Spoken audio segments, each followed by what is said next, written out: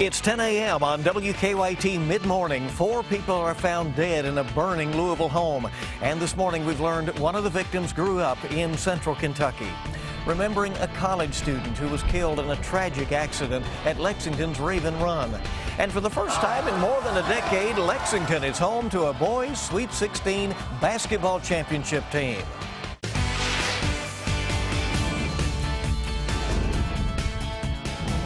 This is WKYT Midmorning. Good morning to you and welcome. It's good to have you on WKYT. I'm Bill Bryant. Barbara's off today. We have the second day of spring underway, and it looks like it. Doesn't necessarily feel like it. They're a little chilly out there this morning. Meteorologist Micah Harris is on duty. Good morning. Hey, good morning. Yeah, we finished off in the 20s and 30s early this morning, but now the sun is out and it's really heating things up very rapidly. Now, we won't be really warm later on today, but it'll be warmer than where we have been this past weekend. We're at 39 degrees now in Lexington, 37 in the London Corbin area, and then we get into your afternoon right around 50 degrees, so it is getting better.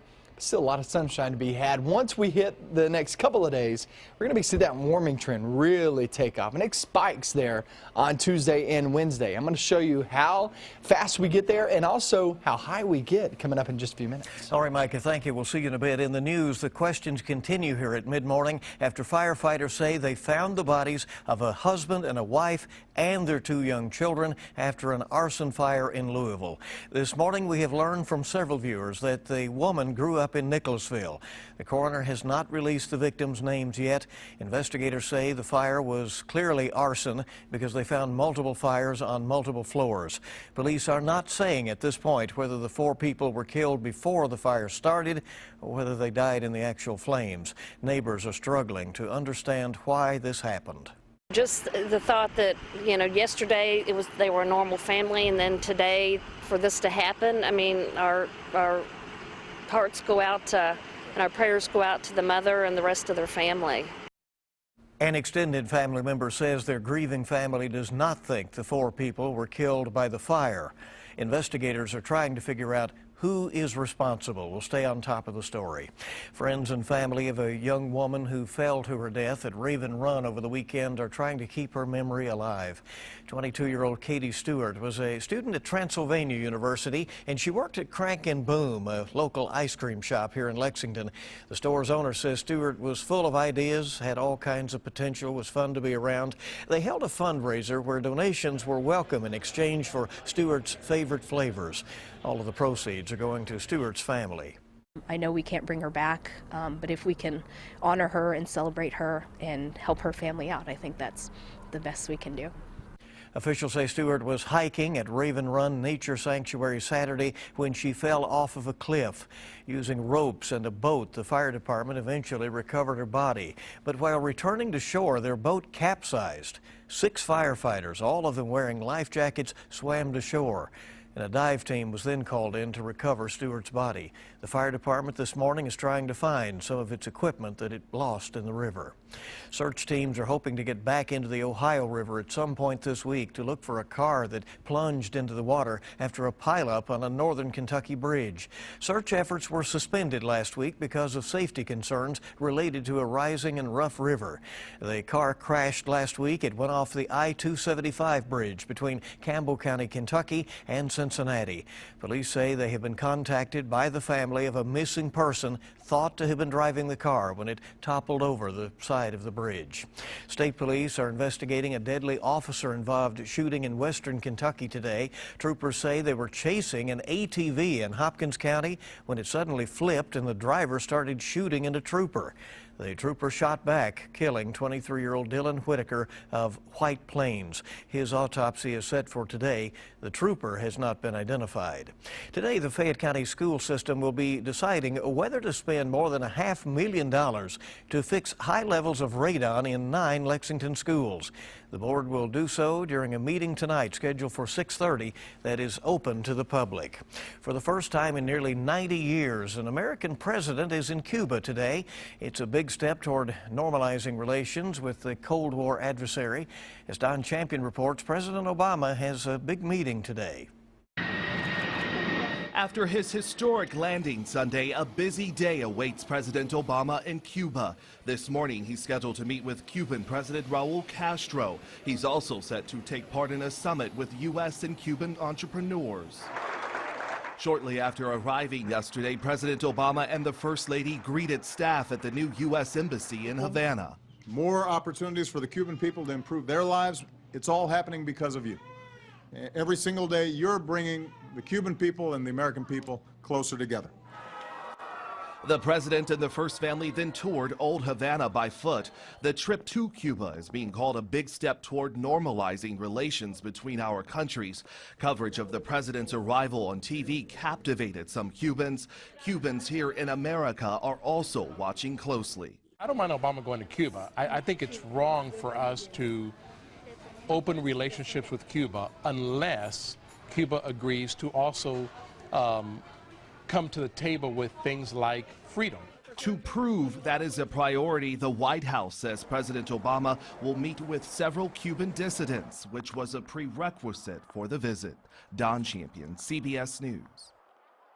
And since the Obama administration normalized relations with Cuba in 2014, the U.S. has approved more than $4 billion of business between the two countries. Nearly 3 dozen members of Congress are also taking part in the president's trip to Cuba.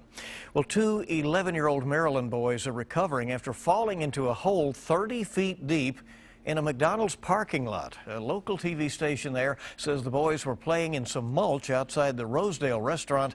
They told their parents that the ground was somewhat bouncy, so they started jumping. And that's when the ground gave in, completely swallowing one of the boys.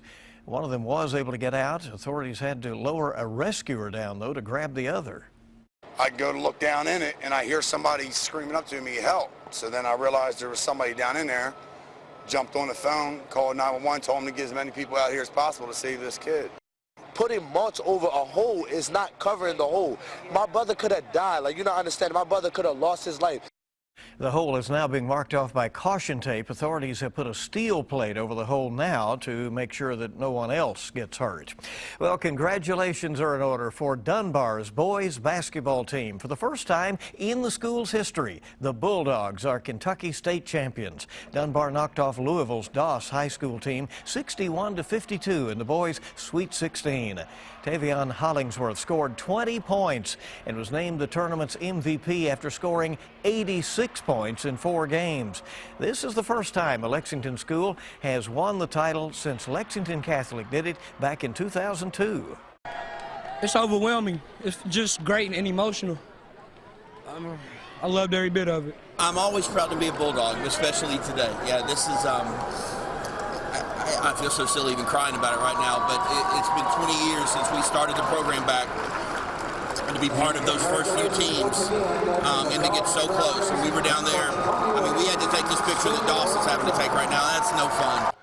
Great to see so many people proud of that team. Certainly more than 10,000 people packed Rupp Arena to watch Sunday's title game. And the UK women's basketball team is still rolling in the NCAA tournament. Kentucky will face Oklahoma today at Memorial Coliseum. Tip-off for that is set for 6:30. It'll be on ESPN2. And you can keep up with the Cats on WKYT.com or download the WKYT News app for scores and highlights on your phone.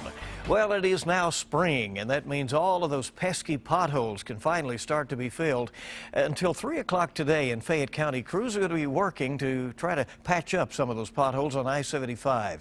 There will be rolling lane closures in both directions between the 115 exit, that is Newtown Pike, and the Scott-Fayette County line. Well, it's an excuse note signed by the boss himself. A 4th grader and his dad went to the sold-out Bruce Springsteen show in Los Angeles. The young rocker held up a homemade sign saying, "Bruce, I will be late to school tomorrow. Please sign my note." Well, after the show, Springsteen invited the pair backstage where they posed with him for photos, and then Bruce scribbled out a note for the boy's teacher. And the note said, "Dear Ms. Jackson, Shabby has been out very late, rocking and rolling. Please excuse him if he is tardy." And apparently that won the teacher over. He was forgiven for being a little bit late and also got to keep the note, as you see there. So that is quite a souvenir as well. Hey, keep it here on Mid-Morning. Great to have you with us on this Monday. Let freedom ring or hatch 2 bald eagles in our nation's capital are seen emerging from their shells, and it's caught live on camera. We have the 30s still outside early this morning. We head toward the afternoon, and we're going to be seeing roughly 50 degrees. Now, the next few days is when spring really comes in. I'll show you how it's going to feel for those days coming up. Now, your zone-by-zone forecast with meteorologist Micah Harris.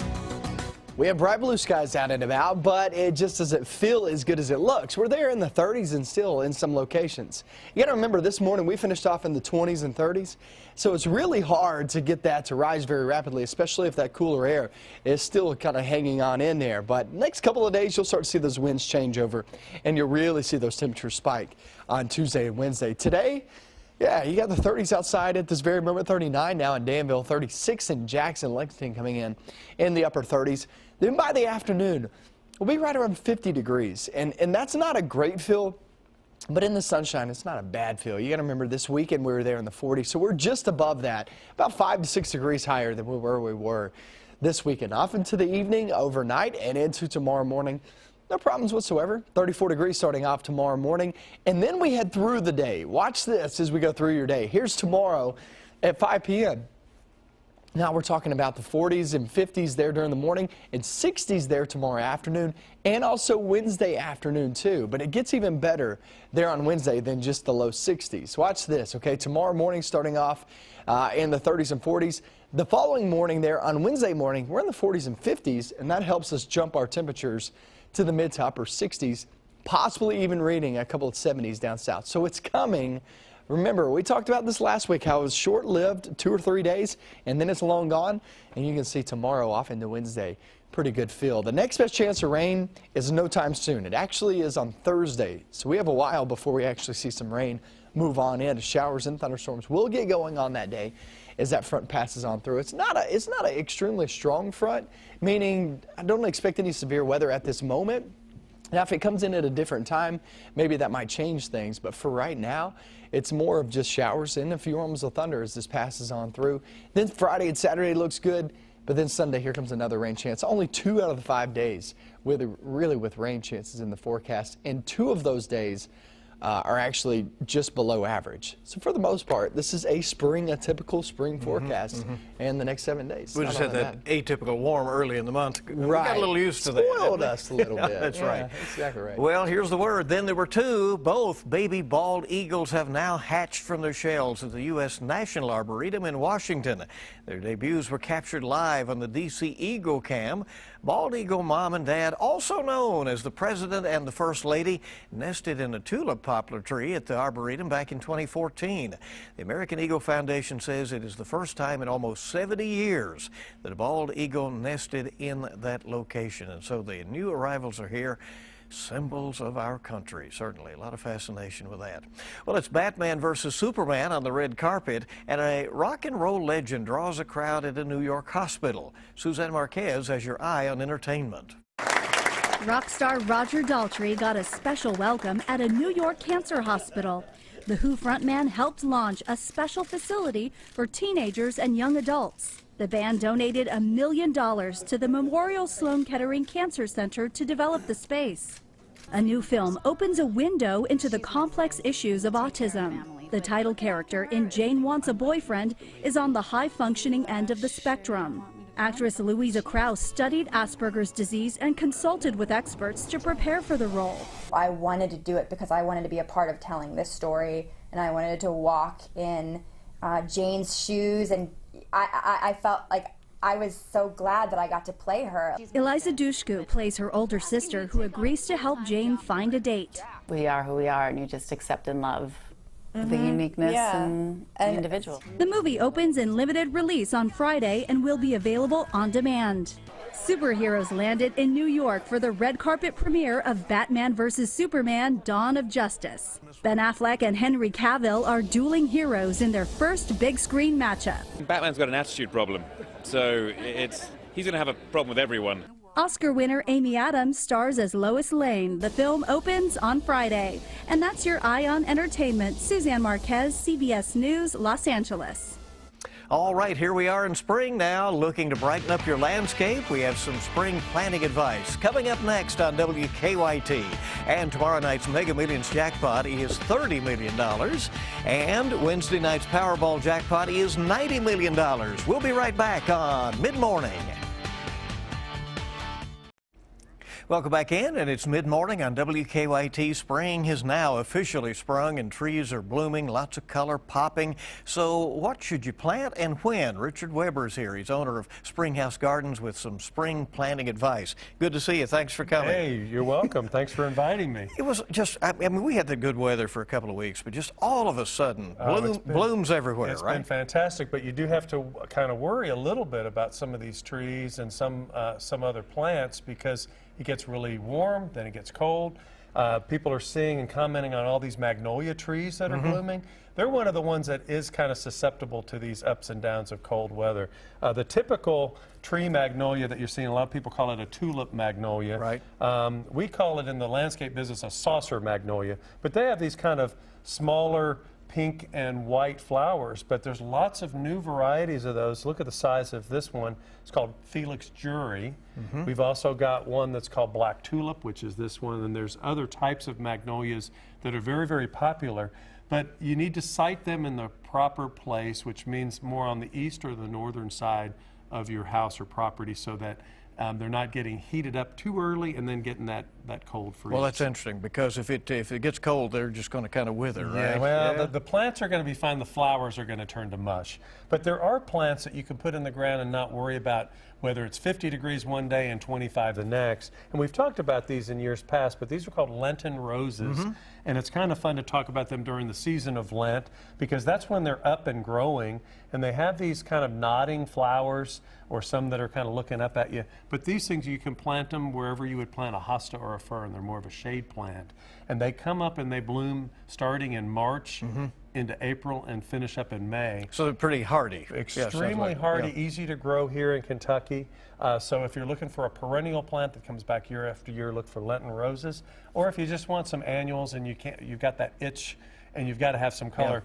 Pansies and violas right now are about the only annual that we would recommend putting out because it's too early for most things and for most, like you don't want to plant tomatoes and things like that. I was going to say, so what are some things you can plant right now and what should you hold off on? Well, the plants that we've talked about, but if you're into vegetable garden, any of the cold crops like cabbage, broccoli, any of those kind of lettuces, radishes, those things are not going to be bothered now. Onions, you can plant all that, but stay away from your peppers, your tomatoes. Wait until the end of April, 1st of May. You know what they say, you've got to wait till Derby Day to put your flowers and most of your vegetable plants out there. All right, you're out there at Springhouse Garden Center. Do people have spring fever? Have they been showing up? Absolutely. And this is a great time to plant trees and shrubs and things too. So we've got a full selection, getting things in every week now. So yeah, people have been itching to get their hands dirty. Yeah. Thanks for coming by. Hey, it's my Appreciate pleasure. it. All right. And we hope you'll keep it here on Mid-Morning on your Monday on WKYT. We're going to check in with the Mr. Food Test Kitchen next and see what's cooking up there. Welcome back in. It's Mid-Morning on WKYT. Spring into the season with an easy recipe that's bursting with light and fresh flavors. Today in the Mr. Food Test Kitchen, it's tossed spring veggie pasta. Isn't it funny that with every change of season, we seem to gravitate to different types of foods? In the winter, which by the way officially ended yesterday, we crave soups and stews as well as comfort dishes, which brighten things up no matter how gloomy it gets. And now that it's spring, our taste buds are craving lighter, fresher fare. And to give us a jump start, we have a recipe that'll be very welcome. We start by cooking some bow tie pasta like we normally do. And while that drains, we saute some cut up asparagus along with chunks of yellow bell pepper and some minced garlic. Once that's tender, we toss in some cherry tomatoes, a bit of chicken broth, and a few spices. When it's hot, we'll toss it with our pasta and top it off with some goat cheese that we chunked up, along with some fresh basil. Just looking at this, it screams spring. And as for the taste, it may be light and fresh tasting, but don't let that fool you, because it's packed with flavor. So why don't you go online and get the recipe for what we call tossed spring veggie pasta, so you can welcome spring into your home with a dish that's very fitting. I'm Howard in the Mr. Food Test Kitchen, where today we found a springy way for you to say, ooh, it's so good. All right, some energy food there, Micah. I need it. Yeah. I was just telling you, it's Monday, and I Feels feel like it too, yeah? No kidding. Okay, here's what we're looking at the rest of the day. Be right around 50 degrees later on this afternoon. That's still on the cool side of things. You got to keep in mind that typically we're right there in the mid to upper 50s for average highs. We get above that on Tuesday and on Wednesday. Both of those days very nice days. But then here comes the rain on Thursday. This system's going to be barreling on through here. The timing on this right now looks like early Thursday morning is when it starts, and that'll give us showers and a few rumbles of thunder in the forecast. As right now, I'm not leaning towards severe weather with this one. Something we need to watch very closely, but nonetheless, not a bad first full week of spring. Not too shabby. We'll talk more about that. And plenty of sunshine. That's good. Yeah, absolutely. All right, we're uncovering some more information about that fire in Louisville where 4 people died and it has Central Kentucky connections. We'll have the latest on that and a lot more on WKYT News at noon. Make it a good day ahead.